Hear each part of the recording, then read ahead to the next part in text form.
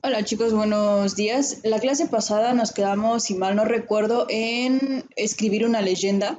En tanto, a partir de ahora veríamos solamente sus características, elementos, etcétera. ¿Sale? Entonces, pon atención acerca de cada uno de estos elementos que vamos a ver, puesto que al finalizar, tomando como base la leyenda que hiciste de tarea, vamos a colocar cada uno de esos elementos, ¿sale? Por ejemplo, si mencionamos algo de dónde sucede, por ejemplo, tú te irás a tu tarea y checarás si tiene ese elemento la leyenda que estableciste, ¿vale? Así que eso lo vas a realizar al final. Primero tomamos notas y al final te voy a decir exactamente cuáles son los elementos que quiero que recalques de tu leyenda.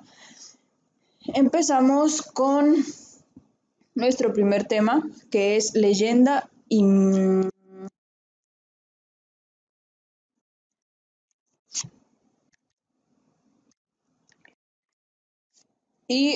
con los antecedentes históricos.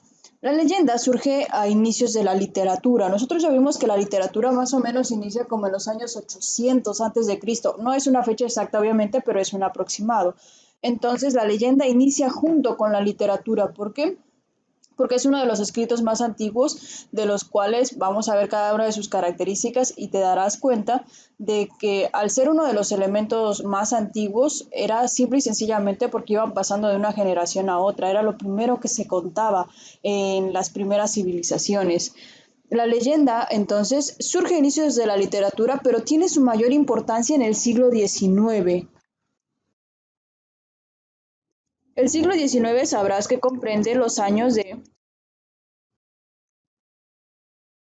1801 a 1900. En esta época, en estos años, no solamente en nuestro país, sino en el resto del mundo hubo una serie de cambios muy importantes, cambios políticos, sociales, económicos. Entonces, eso genera que este tipo de relatos tomen mayor importancia. Surgen en inicios de la literatura, pero toman su mayor importancia en estos años, en el siglo XIX, del año 1801 a 1900. Fueron transmitidos de generación en generación y narrados principalmente en días festivos. La gente se reunía en una plaza del pueblo o en sus casas inclusive a contar historias de los antepasados o que les iban siendo transmitidas de generación en generación. Contiene cierta credibilidad porque los escenarios que se utilizan son reales, más no quiere decir que la leyenda en sí sea real.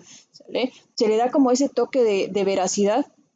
Reitero, porque los personajes puede que hayan existido, los lugares existen, pero el suceso tal cual lo narran las personas no es 100% fidedigno. Entonces, por eso es que la gente cree que las leyendas que se cuentan son reales. Dentro de sus características tenemos,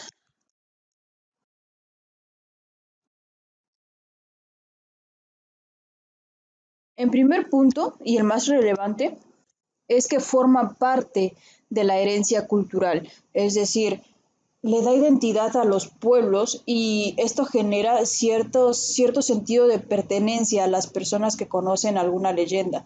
Las leyendas más conocidas aquí en nuestro país es la leyenda de La Llorona, pero tenemos una variación, por ejemplo, lo conocen también en países como Ecuador, Venezuela, cada una la llama con diferente nombre. Entonces, cada variación de esta leyenda repercute o tiene características esenciales en cada pueblo y eso es lo que le da el sentido de pertenencia. Son, como segunda característica, son hechos ficticios. Reitero, se cree que son reales porque los escenarios y los personajes que utilizan parecen ser reales, inclusive la época te la detallan. Ah, pues en el año de 1505, en el año de 1600, en la época de la Revolución, en la época de la Independencia, etcétera, te dan ciertas características o elementos que te hacen creer que ese tipo de narraciones son reales, más no es así. Entonces, son hechos ficticios y como tercer característica es que es utilizado principalmente para fines didácticos o de entretenimiento. Se narran, por ejemplo, en una pijamada con los amigos contando historias de terror en Día de Muertos, etcétera. Solamente tienen esa finalidad de utilizarlos de manera didáctica, es decir, en la escuela, para saber un poquito más de nuestra cultura o para entretenernos, como te mencionaba hace ratito. La estructura que siguen las leyendas es muy sencilla, tiene un principio, un desarrollo y un fin. No es como otro tipo de narraciones que tienen diferentes vertientes en el desarrollo, ¿sale? O que del desarrollo se regresan a lo que es el principio y de ahí dan saltos en el tiempo hacia el final y de ahí regresan, etcétera. La estructura de este tipo de narraciones es muy sencilla. Nosotros ya habíamos visto en qué categoría se encuentran lo que son las leyendas. Recordarás que dijimos que se encontraba en el subgénero menor de las narraciones épicas o narrativas. ¿Vale? Entonces, ahí es donde se clasifica según la primera clasificación que hicimos con llavecitas y todo eso de Aristóteles. Es ahí donde encontramos las primeras narraciones, subgénero menor del género épico narrativo. Continuando con lo que es su estructura, sus personajes, ambientes y sucesos son identificables, lo que te mencionaba hace rato. Los personajes te los detallan con nombre, etcétera. Ambiente significa el lugar en donde se desarrolla y por último, los sucesos identificables, es decir, qué fue lo que ocurrió. Y como tercer elemento en su estructura es que está encaminada su estructura.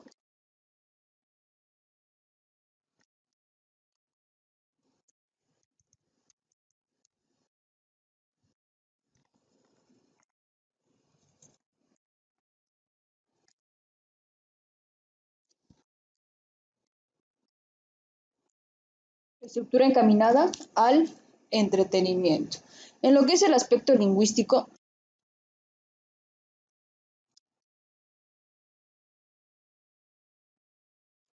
quedamos que manejaríamos lo que son las marcas de literariedad, principalmente las marcas de literariedad manejadas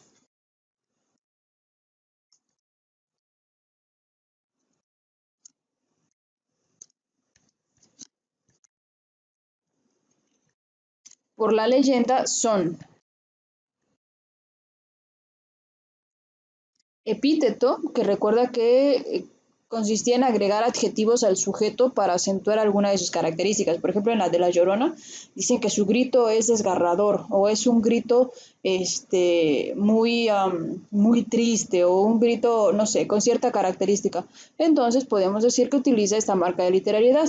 O cuando vemos, por ejemplo, a una persona que dicen que es una persona muerta, mencionan que era muy pálida, pálida, pálida, o que tenía sus vestidos de cierto color o de ciertas características.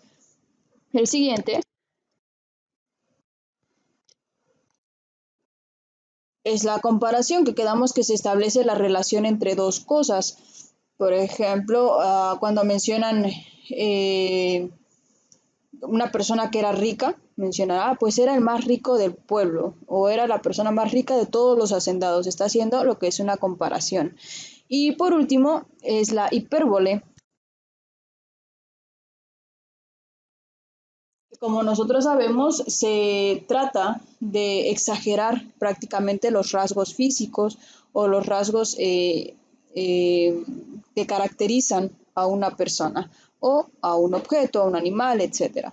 En las situaciones, por ejemplo, de las leyendas de los nahuales, que según las personas se convierten en animales, en lobos o guajolotes, gallinas o lo que sea, mencionan que son, por ejemplo, se convierte en un perro, dicen que es un perro muy alto, muy grande, de color negro, negro, negro, etcétera. Entonces, ahí están exagerando ciertos rasgos o características.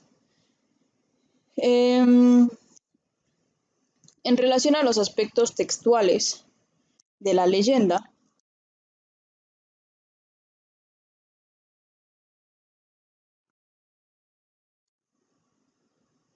tenemos que hacer referencia a los tipos de sucesos que se mezclan entre ellas. En el caso de las leyendas, lo que hacen es armonizar los hechos fantásticos con hechos reales, por lo tanto es difícil de distinguir dónde termina lo que es real y dónde inicia lo que es falso. Eso se refiere el aspecto textual de una leyenda. Dos sucesos, uno ficticio, que es el de color blanco de acá, y el real. Entonces llega un punto en el que las características que te mencionan y los hechos que te relatan están tan mezclados entre sí que no logras distinguir dónde inicia la realidad y dónde inicia la fantasía. Y en relación a los aspectos contextuales,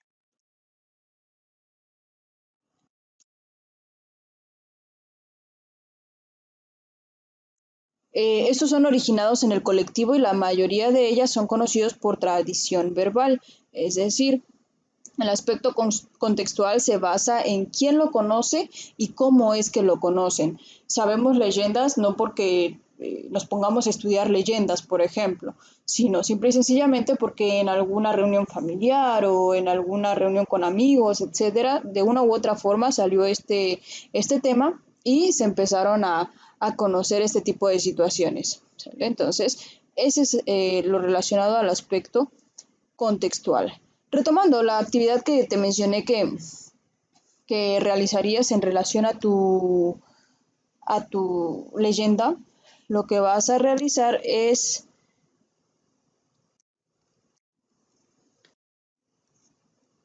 en relación a la estructura. Todos los datos que vimos relacionados a la estructura me vas a decir principio. Ah, pues el principio trata de esto, esto y esto. Luego vas a identificar el desarrollo de tu leyenda y vas a decir, ah, pues se desarrolla en tal lugar y pasa esto, esto y esto. Y por último me dirás cómo termina tu leyenda. Ojo, no quiero que escribas tu leyenda nuevamente, sino que distingas, por ejemplo, tienes tu leyenda escrita de esta manera en tu libreta. Lo único que quiero que hagas es que distingas, ah, pues de aquí a acá es el principio, de aquí a acá es el desarrollo y de aquí a acá es el final. Ya sea que lo colorees, que le pongas una llavecita, etcétera. ¿Sale? También vas a identificar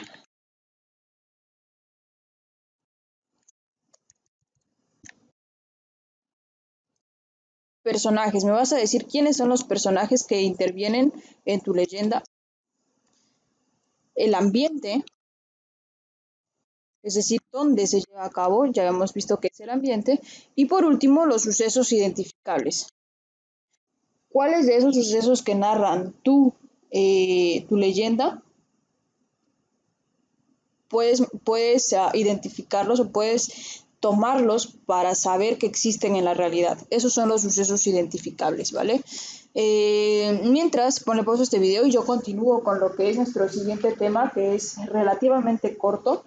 Y pues nada, empiezo, realizas tu actividad, me la envías para que no tengas todo revuelto de un tema y otro. Realizas tu actividad aquí y mientras yo continúo con el siguiente tema.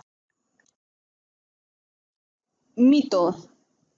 Los mitos tienen un origen primitivo y se dice, obviamente es muy poco probable que esto sea cierto, se dice que los mitos fueron eventos narrados a los hombres por los dioses, es decir, son los dioses quienes les dijeron a los hombres qué fue lo que pasó en esas épocas. Obviamente esto es un poco complicado de creer. El ejemplo más común que se tiene de los mitos, y no es por vulnerar las creencias de cada uno, es el Génesis de la Biblia. ¿Por qué? Porque se dice cómo se creó el universo, el mundo, etcétera.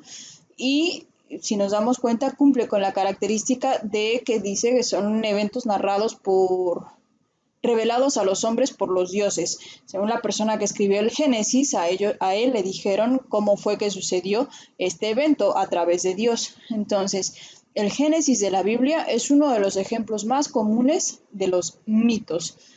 Los escenarios y personajes no tienen una fuerte relación con el mundo real o cotidiano, pero no se puede comprobar que los sucesos narrados sean falsos, pero tampoco verdaderos, obviamente, por lo que aceptarlos se reduce a la cuestión de una palabra que utilizan mucho en religión. Todo se reduce a la fe, ¿vale? Entonces, no podemos decir si sí sucedió así como dice la Biblia, pero tampoco podemos decir que no sucedió así. Entonces, lo único que nos queda es, si quieres creer, bien, y si no, también. Todo eso se reduce a esta pequeña palabra.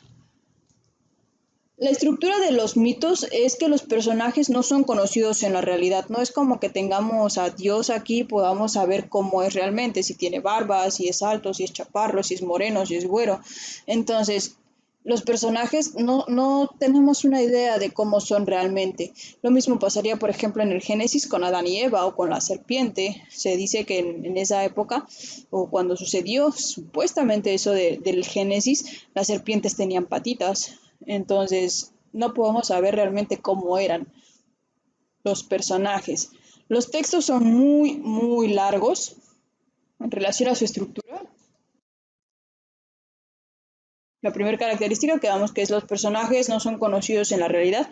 El segundo es que los textos son muy largos porque buscan ayudar a los hombres a compartir la cultura y los hechos que ahí se narran son muy detallados.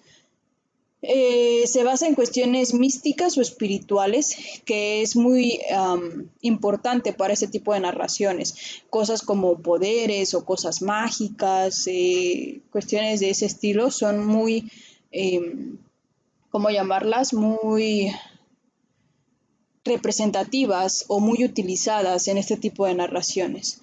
En la cuestión del aspecto lingüístico, es decir, a las marcas de literariedad,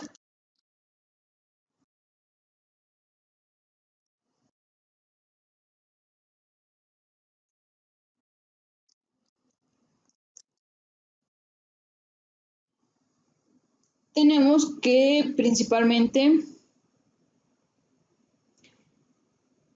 se utilizan marcas de literariedad como podrían ser la adjetivación, el epíteto o adjetivación, que es darle muchos adjetivos, obviamente, a un sujeto. Podemos encontrar la polisemia, utilizar palabras con diferentes significados, hipérbole. Hipérbole en relación a exagerar las características de los sujetos, por ejemplo, que la serpiente hablaba o cuestiones por ese estilo. Podemos incluir también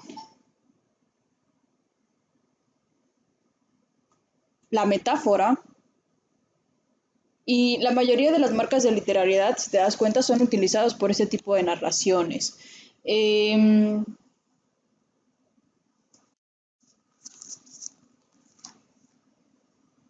el aspecto contextual de los mitos, son originados en ambientes limitados, es decir, solamente en las élites culturales, las personas con mayor conocimiento de algún tema o con cierto grado de estudios, por decirlo de alguna manera,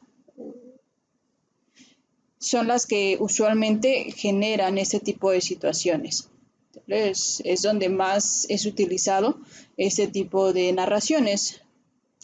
Y en el aspecto textual tenemos que son hechos estrictamente sobrenaturales con personajes como dioses o héroes y escenarios amorfos, es decir, no tienen una forma específica.